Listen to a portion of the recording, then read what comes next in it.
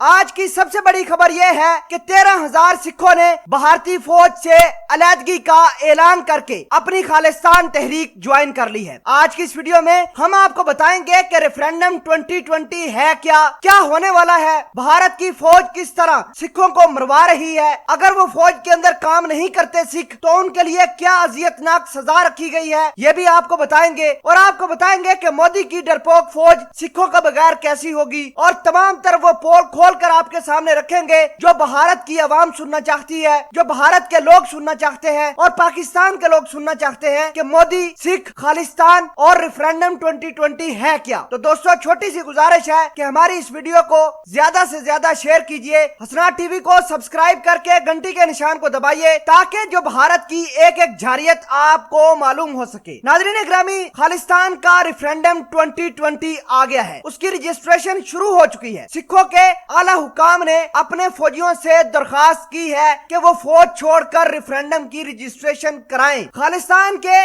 रहनुमाओं की अपील पर अब तक की इतलात के मुताबिक 13,000 सिखों ने अपनी फौज से इस्तीफा देकर खालिस्तान तहरीक को ज्वाइन कर लिया है। भारत की फौज को बहुत ज्यादा टफ टाइम मिल रहा है, वो इस वजह से कि भारत की पूरी फौज डरपोक है। जिस महाज पर भी लड़ाई होती है, भारत के फौजी, भारत के जो हिंदू फौजी हैं, वो सिखों को महाज पर आगे कर देते हैं या फिर निचली जात के हिंदुओं को आगे कर देते हैं, ताकि अगर नुकसान हो या तो सिखों का हो या फिर निचली जात के हिंदुओं का हो। ऊंची वाली जात के हिंदू आराम से बैठकर इन सिखों का तमाशा देखते हैं और निचली जात के हिंदुओं का भी तमाशा देखते हैं। भारत की फौज से 13,000 सिख निकल गए हैं, खालिस्तान की तहरीक ज्वाइन कर चुके हैं। भारत की फौज ने सिखों को लालच दिया है कि अगर आप 20,000 रुपए लेते हैं फौज से तो 30,000 रुपए लिए, अगर 40,000 रुपए तनख्वाह है आपकी तो हम आपको 50,000 रुपए तनख्वाह देंगे, लेकिन आप फौज के अंदर वापस आ जाइए। लेकिन सिखों ने क्या कमाल जवाब दिया है और कहा है कि हम लानत बेचते हैं 30,000 रुपए पर, 50,000 रुपए पर, जहां अपनी जान का,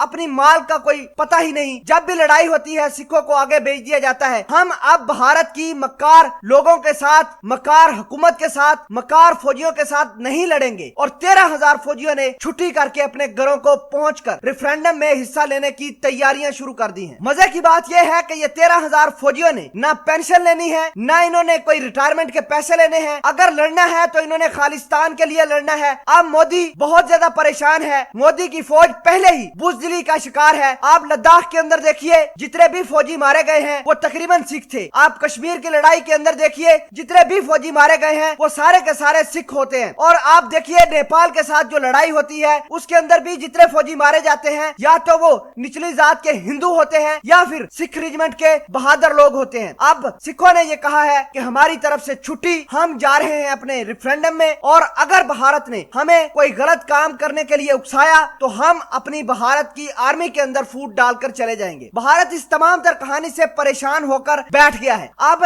जो हिंदुत्व भारत की फौज और उचली जात के ऑफिसर है भारत की फौज में, उन्होंने इस बात का फैसला किया है कि जो सिख भारत की फौज को छोड़कर जाएगा उसको पीछे से कत्ल कर दिया जाएगा, उसके घर वालों को तंग किया जाएगा, उसके घर वालों को मार दिया जाएगा, मुसीबतें खड़ी की जाएंगी। लेकिन सिख है कि अपनी बात पर कायम और दायम है। उनका सिर्फ एक ही ये कहना है कि हम 35,000 पर लानत बेचते हैं, 50,000 पर लानत बेचते हैं, हम अपने घरों को जाएंगे। नाज़रीन, 13,000 सिख फौजियों ने जो ही भारत की फौज से इस्तीफा देकर घर गए तो भारत के लिए दो बड़े मसले सामने आए। एक ये कि आइंदा कुछ दिनों के अंदर मोदी की हेकड़ी बाहर निकलेगी, मोदी खालिस्तान के सामने टिक नहीं पाएगा। और दूसरी बड़ी बात यहाँ ये है कि मोदी के बुज़दिल सिपाही हैं, वो सिखों के बगैर नहीं लड़ सकते, मोरल जीरो हो चुका है। अब इंशाल्लाह जिस महाज पर भी भारत की फौज लड़ेगी सिखों के बगैर वो मार खाएगी और भारतीय जहन्नम वासल होंगे। खालिस्तान सिख रेजिमेंट जिंदाबाद।